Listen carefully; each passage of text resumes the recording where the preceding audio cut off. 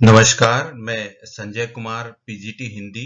आज कक्षा 7 हिंदी के पाठ्य पुस्तक वसंत भाग 2 के पाठ 9 चिड़िया की बच्ची को लेकर प्रस्तुत हूं और इस कहानी के लेखक हैं प्रसिद्ध साहित्यकार जैनेन्द्र कुमार।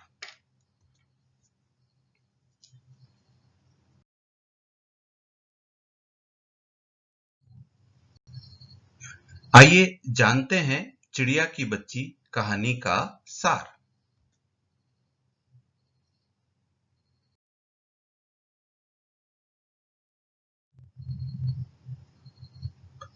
इस कहानी में एक चिड़िया को अपनी मां से दूर सोने के महलों में अनेक सुविधाओं के बीच रहने का प्रलोभन दिया जाता है, पर चिड़िया इसे स्वीकार नहीं करती है। चिड़िया को आजादी और उससे भी ज्यादा अपनी मां प्रिय है।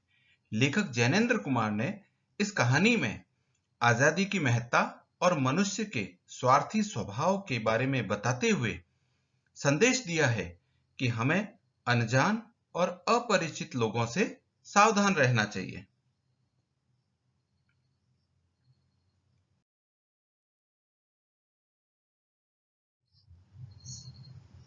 अब कहानी को विस्तार से समझें।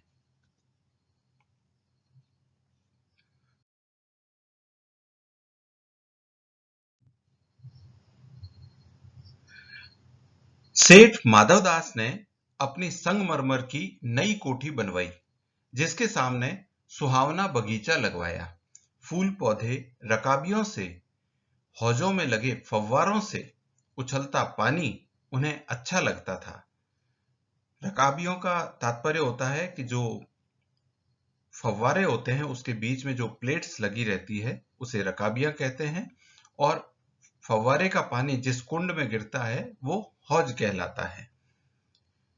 शाम को गर्मी कम होने पर वे कोठी के बाहर चबूतरे पर तख्त डालकर मसनद के सहारे गलीचे पर बैठते व प्रकृति की छटा को निहारते। इससे उनके मन को तृप्ति मिलती। मसनद का अर्थ होता है गोल लंबा तकिया, जहां पर जैसे सेठ जो भी होते हैं वो गद्दा लगाकर और जो पीछे गोल तकिया लगाते हैं वो मसनद होता है। और तृप्ति का तात्पर्य है संतुष्टि। और वहां पर बैठने के बाद वे हुक्के की सटक को मुंह में दबाए संध्या को स्वप्न की तरह गुजार देते।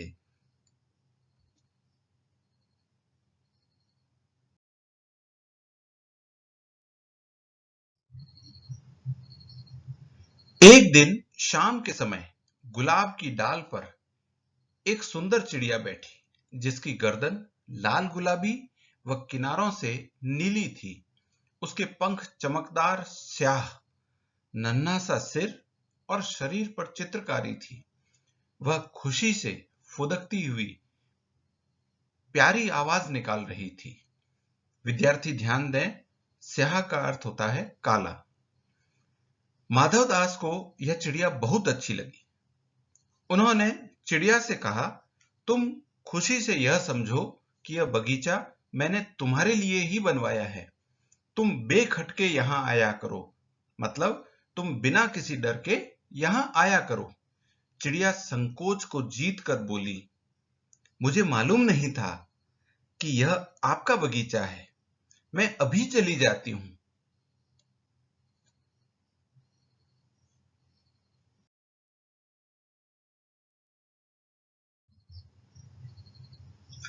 माधवदास ने कहा, हाँ, बगीचा तो मेरा है। तुम जाओ नहीं, बैठो। मेरा मन तुमसे बहुत खुश होता है। भयभीत चिड़िया थिरकना भूल गई, यानी नाचना भूल गई, फुदकना भूल गई और बोली, मैं थक कर बैठ गई थी, मैं अभी चली जाऊंगी।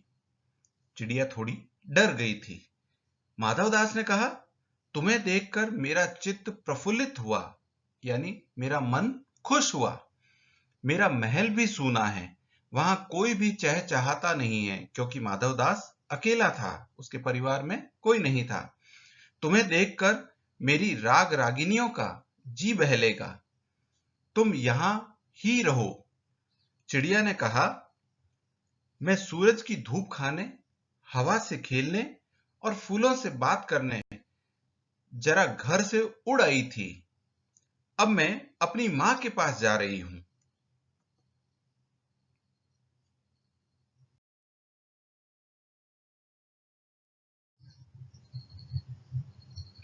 माधवदास ने चिड़िया को प्रलोभन दिया, लालच दिया कि उसके बगीचे में बहार है, पानी है और गुलाब है। मेरे पास बहुत सा सोना मोती है, सोने का बहुत सुंदर घर है। मैं तुम्हें बना दूंगा, तुम्हारे लिए एक सोने का बहुत सुंदर घर मैं बना दूंगा। मोतियों की झालर उसमें लटकेगी, यानी मोतियों की माला लटकन के रूप में उसमें लटकेगी। तुम यहां सुख से रहो।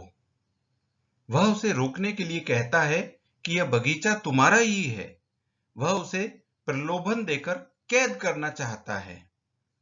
चिड़िया इन बातों से डर कर बोली, मेरी मां के घोंसले के बाहर बहुतेरी सुनहरी धूप है, यानी बहुत सारी सुनहरी धूप, सोने के रंग की धूप है।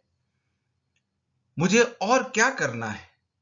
मेरी मां दो दाने ले आती है और जब मैं बाहर जाती हूं तो मां मेरी बाट देखती है। बाट यानी राह देखती है, इंतजार करती है। चिड़िया कहती है, महामान्य यानी हे आदरणीय, तुम कौन हो? मैं तुम्हें नहीं जानती।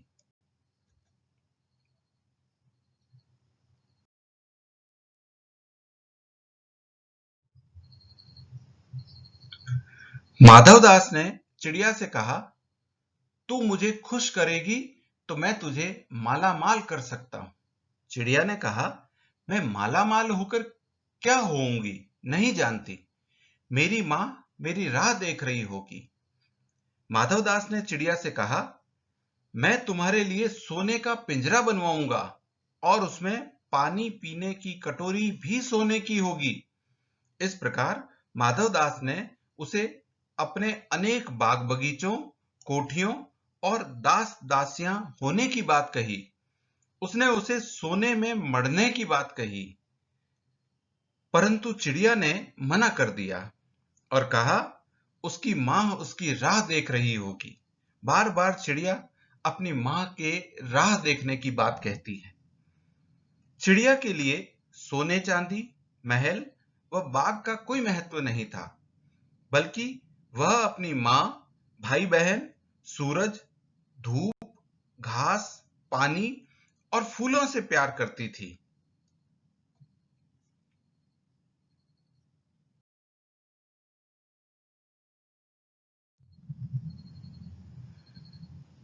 चिड़िया पर प्रलोभन का, लालच का असर न होता देख माधवदास ने चिड़िया को अपनी बातों में उलझाकर वह बटन दबाकर अपने दास को बुला लिया।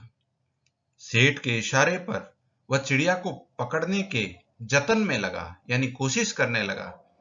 सेठ ने चिड़िया को सुंदर कहकर उसके भाई बहनों के बारे में पूछा तो मना चिड़िया ने बताया कि उसके दो बहन व एक भाई है। चिड़िया चौकन्नी थी, परंतु सेठ उजाला होने की बात कहकर उसे रोकने की कोशिश कर रहा था। सेठ उसे बार बार कह रहा था, अभी रात नहीं हुई है, अभी तो उजाला है। चिड़िया ने कहा, मुझे डर लगता है, मेरी मां दूर है, रात हो जाएगी तो राह नहीं सूझेगी, राह नहीं दिखेगी, रास्ता नहीं मिलेगा।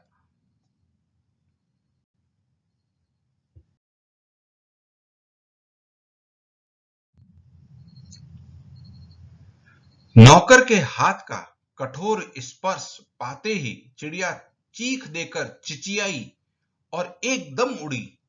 नौकर के पंजे से बचकर वह उड़ती हुई एक सांस में मां के पास पहुंच गई और मां की गोद में गिरकर सुबकने लगी, रोने लगी। वह कांप कांप कर मां की छाती से चिपक कर ऐसे सोई जैसे अब पलक न खोलेगी। इतना वह चिड़िया की बच्ची डर गई थी। इस कहानी में आजादी के महत्व, मां के महत्व व स्वार्थी सेठ के बारे में बताया गया है। इसलिए इसके शीर्षक और भी हो सकते हैं, जैसे स्वार्थी सेठ, नादान चिड़िया, मां का प्यार, मां की ममता आदि। अब इस पाठ को हम अवधारणा मानचित्र से दोहराते हैं। इस कहानी में सबसे पहले सेठ माधवदास का संपन्न व एकाकी जीवन है, जिसके पास बहुत सारी धन दौलत है, लेकिन वह अकेला है। माधवदास के बगीचे में एक सुंदर चिड़िया आती है और जिस पर माधवदास ललचा जाता है। माधवदास द्वारा अपनी धन दौलत व ऐश्वर्य का बखान चिड़िया के सामने किया जाता है। माधवदास द्वारा चिड़िया को उसके पास रुकने के लिए लालच दिया जाता है, परंतु चिड़िया के न मानने पर माधवदास के इशारे पर उसके दास या नौकर द्वारा धोखे से उसे पकड़ने की कोशिश की जाती है, लेकिन अंत में चिड़िया बचकर निकल जाती है और तेजी से उड़कर अपनी मां के पास चली जाती है और मां की गोद में चिड़िया जाकर रोने लगती है और फिर आंखें बंद कर सो जाती है।